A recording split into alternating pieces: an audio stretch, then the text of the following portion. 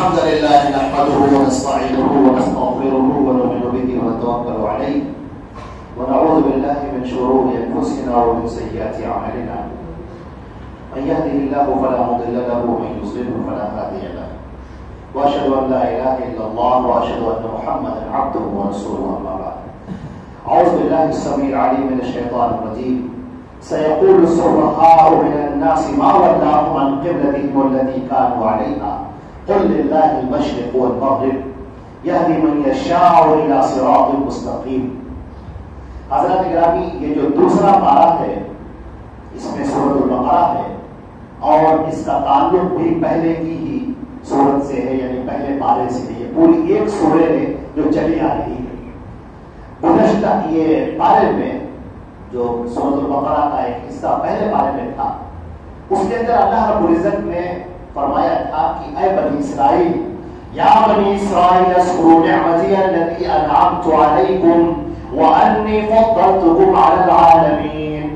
اے بنی اسرائیل، یاد کرو اس دور کو، اس وقت کو جب ہم نے تم کو ساری دنیا پر فضیلت عطا فرمائی تھی. اللہ رب العزت نے بنی اسرائیل کو فضیلت بخشی تھی ساری دنیا پر. بنی اسرائیل کو دین دیا گیا، نبی دیا گیا، کتاب دی گئی، ایک سماج دیا گیا، سماجک ڈھانچہ دیا گیا. اسلام ایک تہذیب کا نام ہے، ایک کلچر کا نام ہے. وہ صرف نماز اور روزے کا نام نہیں ہے کہ چند رکعت نماز پڑھ لی اور ایک مہینے کے روزے رکھ لی اور بس ختم. وہ ایک پورا معاشرتی ڈھانچے کا نام ہے. اس کے احکامات ہیں، فرد کے لیے بھی، معاشرے کے لیے بھی، اجتماعی طور پر بھی. اب جب بنی اسرائیل کو حکومت دی گئی، پوری دنیا پر فضیلت دی گئی، تو انہوں نے بڑی خرابیاں پیدا کی. اس ڈھانچے کو توڑ ڈالا جو ڈھانچہ انہیں دیا گیا تھا. توحید کا عقیدہ جو بنیاد تھا ان کی سرفرازی کا، اس عقیدے توحید کو خلط بلط کر دیا. اللہ کے بارے میں بہت سارے فاسد عقائد کر لیے. موسیٰ علیہ السلام جو ان کو نبی دیے گئے، ان کو درکنار کر کے احبار اور رہبان کی شریعت کو اپنی زندگیوں میں نافذ کر لیا. پھر جو اور سماجی ڈھانچہ ہے، معاشرتی ڈھانچہ ہے، آپس کا ملنا جلنا، لین دین، شادی بیاہ، نکاح، معاملات، ان سب کے اندر خرابیاں پیدا کر دی. رشوت خوری عام ہو گئی، جوا عام ہو گیا، شراب کا پینا عام ہو گیا، زنا ان کا ایک فیشن بن گیا، جھوٹ بولنا ان کا ایک فن بن گیا.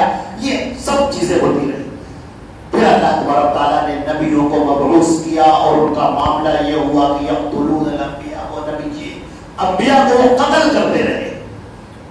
اب جب یہ صورتحال ہوئی، پھر اللہ رب العزت نے حضرت محمد مصطفیٰ صلی اللہ علیہ وسلم کو مبعوث فرمایا مکے میں. 13 سال تک آپ مکے میں دعوت دیتے رہے. پھر آپ مدینے میں آئے اور 16 یا 17 ماہ تک قدیم بیت المقدس کی طرف منہ کر کے نماز پڑھتے رہے، جو بنی اسرائیل کا قبلہ تھا، جسے تعمیر کیا تھا سیدنا یعقوب علیہ السلام نے.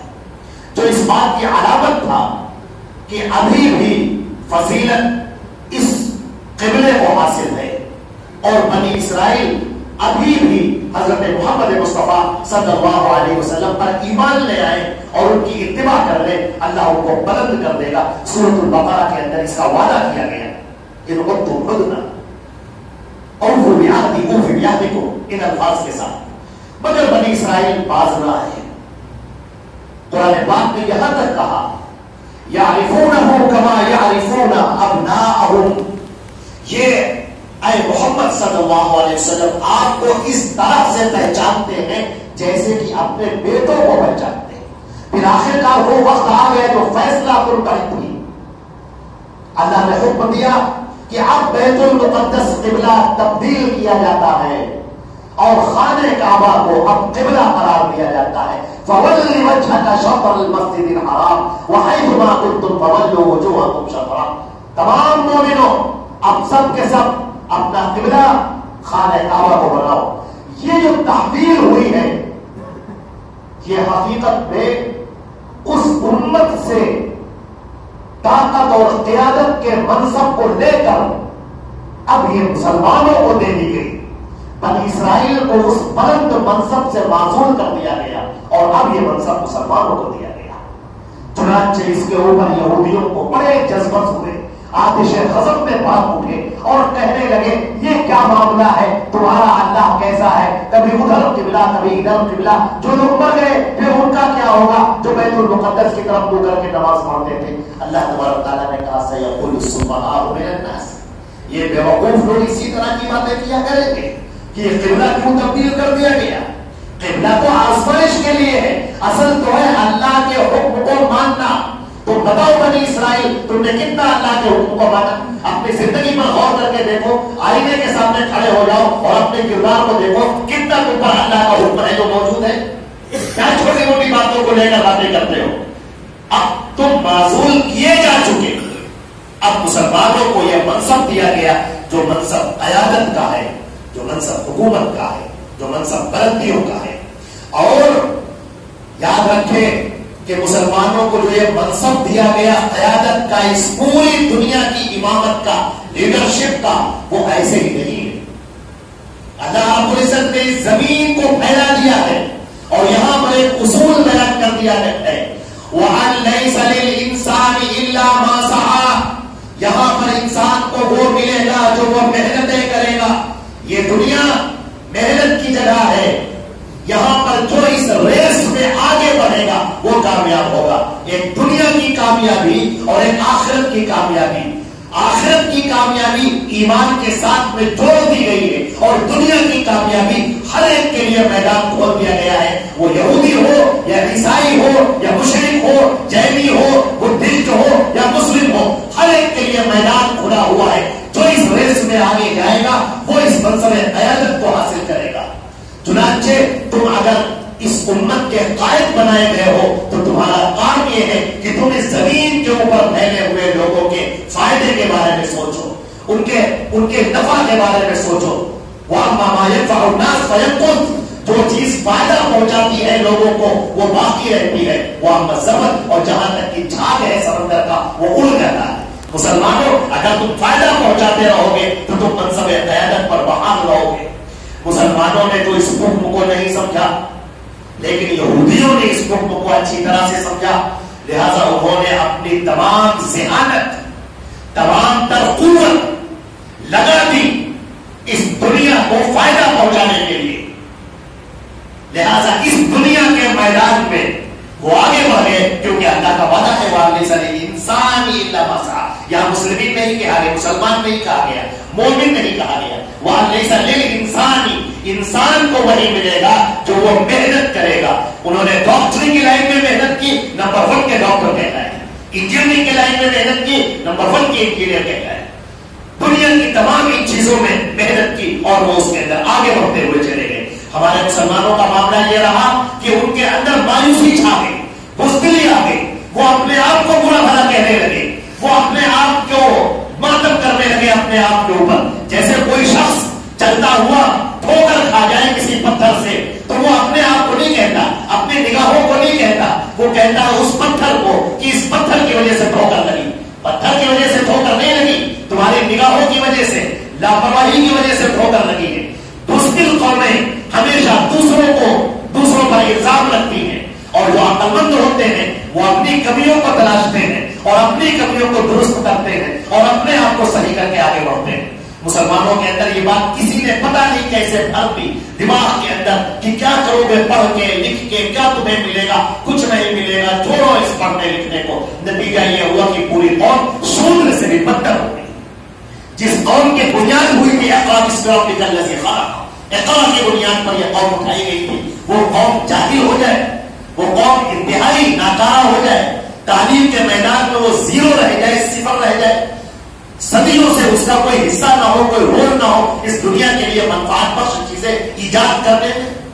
یہ بڑے افسوس کی بات ہے. یہ منصب تھا قیادت کا جو مسلمانوں کو دیا گیا اور مسلمانوں نے اس سے پہلو تیزی کر لیا. چنانچہ بنی اسرائیل کا ایک بڑا نقشہ اللہ نے کھینچا ہے کہ جب بنی اسرائیل پر دور زوال آیا، جب وہ بکھر گئے، ٹوٹ گئے، تو وہ کہنے لگے ہمیں سلیمان جیسی بادشاہت چاہیے اور داؤد جیسی بادشاہت چاہیے. پھر لوگوں نے کہا تمہیں معلوم ہے کہ وہ بادشاہت کیسے تھی؟ ان کے پاس کچھ تعویذ تھے، کچھ وظیفے تھے جس کے ذریعے سے وہ کیا کرتے تھے. شیطان نے پھر اور ان کو سجھایا اور ان کو کفر کی طرف لے گیا، شرک کی طرف لے گیا، یہاں تک کہ سلیمان کی طرف کفر اور شرک کو انہوں نے منسوخ کیا. اللہ رب العزت نے فرمایا وما کفر سلیمان ولکن الشیاطین کفروا. سلیمان نے کوئی کفر نہیں کیا، یہ کفر تو لوگوں نے کیا اور لوگوں نے کفر کر کے ان کی طرف منسوخ کر دیا. تم بزدل لوگ کچھ کرنے کے لائق نہیں ہو، بس وظیفے ڈھونڈتے ہو. کوئی وظیفہ مل جائے کہ ہماری زندگی چمک جائے. پڑھتے لکھتے کچھ نہیں ہو، وظیفہ چاہیے کہ تم پاس ہو جاؤ، ٹاپ کر جاؤ. ایسے کوئی کام نہیں کرتا. دیدے پھوڑنے پڑتے ہیں، راتیں قربان کرنی پڑتی ہیں، محنت کرنی پڑتی ہے. تم ہوٹلوں پر بیٹھ کر آوارہ گردی کر کے تم یہ چاہتے ہو کہ نمبر 1 کی انجینئر بن جاؤ، نمبر 1 کے ڈاکٹر بن جاؤ، نمبر 1 کی پوزیشن پر پہنچ جاؤ. ایسا نہیں ہو سکتا. دنیا کا قانون ہے جو اللہ رب العزت نے بنایا ہے اور اس قانون کو تمہیں اختیار کرنا ہوگا. سورۃ البقرہ کا یہ وہ حصہ تھا جہاں پر اللہ رب العزت نے بنی اسرائیل کے جرائم کو بیان کیا ہے. یہ جرم، رشوت خوری کے جرم کو بیان کیا ہے. اور پھر اللہ رب العزت نے اب جب یہ قیادت کا منصب مسلمانوں کو دیا ہے، اس کے بعد اللہ رب العزت نے مسلمانوں کے سامنے احکامات پیش کر دیے. ایک لائن سے وہ سماج کا تانا بانا پیش کر دیا کہ دیکھو کیسے تمہیں رہنا ہے. وَلَا تَأْكُلُوا أَمْوَالَ النَّاسِ بَيْنَكُمْ بِالْبَاطِلِ. پہلا کام تو یہ کرو کہ تم ایمانداری پر آؤ، دھوکے دہی سے پرہیز کرو، فراڈ کی راہ چننے سے پرہیز کرو، سچائی کی راہوں پر آؤ. کسی کا مال نہ اپنا کھاؤ، اپنی محنت کی کمائی کھاؤ.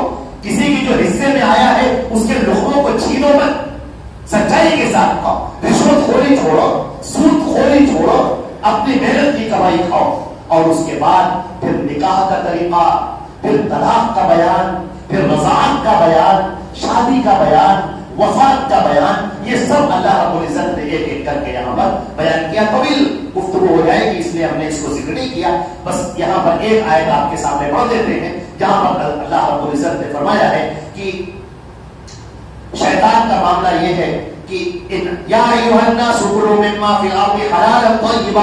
اے لوگوں، زمین سے جو حلال نکل رہا ہے، طیب نکل رہا ہے، اس کو کھاؤ. ولا تتبعوا خطوات الشیطان. شیطان کے نقش قدم کی پیروی مت کرو، وہ تمہیں راہ سجھاتا ہے، اس طرف مت جاؤ. انہ لکم عدو مبین. شیطان تمہارا کھلا ہوا دشمن ہے. وہ تمہیں حکم دیتا ہے گندی باتوں کا، گندی چیزیں کرنے کا، شناعت کا. وَتَقُولُوا عَلَى اللَّهِ مَا لَا تَعْلَمُونَ. اپنی طرف سے تم کہہ کے اللہ کے اوپر وہ بولو جو اللہ نے کبھی بیان نہیں کیا ہے، اللہ نے کبھی کہا ہی نہیں. تم نے اللہ کے نام پر احکامات بنا دیے، تم نے اللہ کے نام پر دین بنا لیا، تم نے اللہ کا نام لے لے کر نہ معلوم کیا کیا چیزیں ایجاد کر رہی. اللہ تعالیٰ فرماتا ہے کہ جب ان سے کہا جاتا ہے، بنی اسرائیل جب ان سے کہا جاتا ہے کہ تم پیروی کرو جو اللہ اتار رہا ہے، تو یہ کہتے نہیں ہم نے جو باپ دادا کو کرتے ہوئے پایا ہے بس اسی کی پیروی کریں گے. ایسی بیوقوفی کی باتیں کرتے ہیں. اللہ نے تمہارے لیے نبی اتار دیا، یہ قرآن پاک اتار دیا، قرآن پاک محفوظ ہے، نبی کی باتیں محفوظ ہیں، اور پھر بھی تم یہ کہتے ہو کہ ہم اپنے باپ دادا کی بات مانیں گے. تمہارے پاس اتنا وقت نہیں ہے کہ تم قرآن پاک کو پڑھ سکو، تمہارے پاس اتنا وقت نہیں ہے کہ تم احادیث کو دیکھ سکو. کیا باتیں کرتے؟ اس اسلام کی طرف آؤ جو سچا اسلام ہے. پھر اللہ رب العزت نے فرمایا تمہارے اوپر کچھ چیزیں حرام کر دی گئی ہیں. انما حرم علیکم المیتہ. یاد رکھو تمہارے اوپر مردار حرام کر دیا گیا ہے. والدم، خون کو حرام کر دیا گیا ہے. ولحم الخنزیر، سور کے گوشت کو حرام کر دیا گیا ہے. وما اہل به لغیر اللہ، اور غیر اللہ کے لیے جو ذبح کیا گیا ہو، غیر اللہ کو جو چڑھاوا چڑھایا گیا ہو، غیر اللہ کے لیے جو نیاز رکھی گئی ہو، غیر اللہ کے لیے جو چیز منسوخ کر دی گئی ہو، وہ چیز حرام ہے. مانند سور کے گوشت کے وہ بھی حرام ہے. ہاں ایسا ہو سکتا ہے کہ تم بغاوت نہ کر رہے ہو، سرکشی نہ کر رہے ہو، جان بچانے کے لیے تمہیں ضرورت پڑ جائے کہ جان بچانا ہے تمہیں، تو پھر تم اپنی جان کو بچا لو اور اتنے حرام کو اتنا کھا سکتے ہو جس سے تمہاری جان بچ جائے. اللہ تعالیٰ تمہارے اوپر کوئی بھائی بڑا اسما نہیں، تم پر کوئی گناہ نہیں ہے. ان اللہ غفور رحیم. اللہ تعالیٰ بہت معاف کرنے والا ہے. اس کے بعد ایک طلاق کا مسئلہ یہاں پر بیان کیا گیا ہے، وہ ہم چاہتے ہیں کہ وضاحت کر دیں، اس لیے کہ جیسے کہ آپ نے دیکھا اس قرآن پاک میں اللہ کہتا ہے وَأَقِيمُوا الصَّلَاةَ، نماز پڑھو، کیسے پڑھو، کب پڑھو، کتنی رکعت پڑھو، کیا پڑھو، سجدہ کیا ہو، رکوع کیا ہو، رکوع پہلے ہو کہ سجدہ پہلے ہو، اتحیات پہلے پڑھی جائے کہ دوسری پہلے پڑھا جائے، یہ کیا ترتیب ہوگی؟ حکم دیا گیا وہاں تو زکات تو زکات کیسے دی جائے، کب دی جائے، کس کو دی جائے، یہ ساری چیزیں تمہیں اللہ کے رسول بتاتے ہیں. اس لیے وما ينطق عن الهوى ان هو الا وحي يوحى، وہ اپنی مرضی سے کچھ نہیں کہتے، وہ جو اللہ اتارتا ہے وہ بات کہتے ہیں. اسی طریقے سے طلاق کا معاملہ ہے، معاشرت کی ایک ضرورت ہے. کبھی کبھی شادی بیاہ ہو جاتا ہے، اب آپس میں چپتلش ہو گئی، زندگی گزر نہیں رہی ہے، نہ شوہر خوش ہے نہ بیوی خوش ہے. اب یہ زندگی کیسے گاڑی کیسے آگے بڑھے جب دونوں کا ذہنی ہم آہنگی بھی نہیں ہے، دونوں کے لیے ایک ہفتہ گزارنا مشکل ہے، ایک مہینہ ان کے اوپر ایک پہاڑ جیسا معلوم دے رہا ہے، تو کیا کریں؟ وہ کیا گھٹ گھٹ کے زندگی گزارے، یا جیسے بہت سارے لوگ یہ طریقہ اختیار کرتے ہیں کہ زہر دے دیا، ڈھکیل دیا، مار دیا، قتل کر دیا، یا ستایا، ظلم کیا کہ بھاگ جائے کسی طرح سے. اللہ نے کہا یہ سب طریقہ انسان کے مطابق نہیں ہے. طلاق معاشرے کی ضرورت ہے، جب ایسے حالات آ جائیں تو انسان طلاق دے سکتا ہے. اب طلاق دینے کا ایک پروسیس بیان کیا گیا. اب طلاق مرتان، طلاق تم نے دے دی لیکن ابھی تمہیں سوچنے کا اختیار ہے. جب تم نے طلاق دے دی تو ٹھہرو، طلاق دے کر رجوع کرنے کا تمہیں اختیار ہے. ابھی ٹھہر جاؤ 3 مہینے تک. اگر اس 3 مہینے کے اندر تم نے رجوع کر لیا تو ٹھیک ہے، پھر زندگی تمہاری چلنے لگی. پھر کبھی ایسا ہوا آپس میں پھر لڑائی ہو گئی اور پھر تم نے طلاق دے دی، تو اب تمہیں ایک بار اور اختیار ہے طلاق دے کر رجوع کرنے کا. اب اگر تیسری بار ایسی نوبت آ گئی اور پھر تم نے طلاق دی تو اب تمہیں کوئی اختیار نہیں ہے، یہ بیوی تم سے جدا ہو جائے گی اور تم سے الگ ہو جائے گی. ہمارے نبی حضرت محمد مصطفیٰ صلی اللہ علیہ وسلم نے طلاق کے سلسلے میں باقاعدہ احکامات جاری فرمائے. مردوں کو منع کیا طلاق دینے سے، عورتوں کو حکم دیا کہ تم اپنی زبان پر قابو رکھو، اپنے شوہر کے لیے اچھی بنی رہو، اور شوہر سے کہا گیا کہ تم اپنی بیویوں کا خیال رکھو. اگر تم ان کا خیال نہیں رکھو گے تو یاد رکھو کہ اللہ تم پر نگراں ہے. اگر تم نے ذرہ برابر میں ظلم کیا تو اللہ تمہاری پکڑ کرے گا. شوہروں کو بھی بتایا گیا، بیویوں کو بھی بتایا گیا.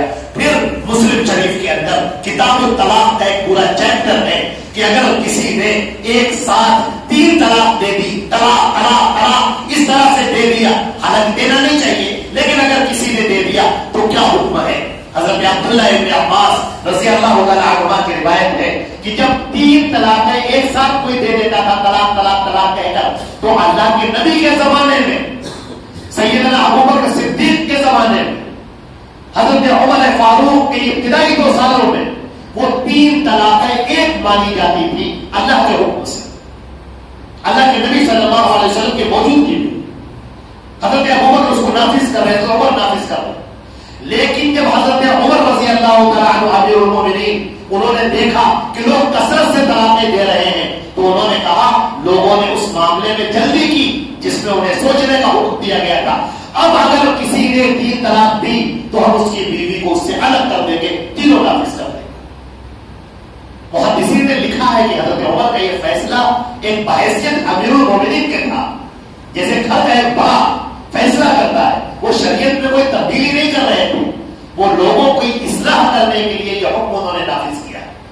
مگر افسوس یہ ہے کہ لوگوں نے اس کو ایک شریعت کی تبدیلی سمجھ لیا ہے، اور آج بھی اب بدقسمتی سے لوگ اللہ کے نبی کی ان حدیثوں کو چھوڑ کر 3 طلاق کو 3 ہی نافذ کرا کے عورت اور مرد دونوں کی زندگیوں سے کھلواڑ کر رہے ہیں. بہت سارے ممالک، سعودی عرب ہے، مصر ہے، بغل میں پاکستان ہے، انڈونیشیا ہے، اور بہت سے ممالک ہیں جنہوں نے قانونی طور پر 3 طلاق کے 3 ہونے کو اختیار کر لیا ہے. ہندوستان میں باقاعدہ فقہ اکیڈمی اس کے لیے بلائی گئی، بڑے بڑے مفتیان کرام کو بلایا گیا. انہوں نے بھی یہی فیصلہ کیا کہ 3 طلاق کو ایک ہی نافذ کر دیا جائے. مگر افسوس یہ ہے کہ آج بھی بڑے متشدد قسم کے لوگ اس بات کو ماننے کے لیے تیار نہیں ہیں اور وہ ایک کھلواڑ سا مچا رکھا ہے انہوں نے. اللہ رب العزت صحیح عقل سلیم عطا فرمائے. میرے عزیزو قرآن پاک کا معاملہ تو یہ ہے کہ ایک آیت اس کے اندر آپ غور کریں تو ایک سمندر ہے. آپ کتنا بھی آگے بڑھتے ہوئے چلے جائیں آپ کو ایسی شاہراہیں ملے گی جو آپ سوچ نہیں سکتے. معجزہ ہے اللہ تبارک و تعالیٰ کا. اس میں جو باتیں کہی گئی ہیں میں آپ سے عرض کرنا چاہتا ہوں کہ ہمارا اور آپ کا فرض یہ ہے کہ ہم اپنا وقت نکال کے تھوڑا سا ٹائم نکال کے اس قرآن پاک کو سمجھنے کی کوشش کریں احادیث نبوی کی روشنی. اللہ تعالیٰ ہم پر اور آپ پر رحم فرمائے اور فہم قرآن کے دروازے ہمارے لیے واہ فرما دے. واخر دعوانا الحمدللہ رب العالمین والصلاۃ والسلام علی محمد.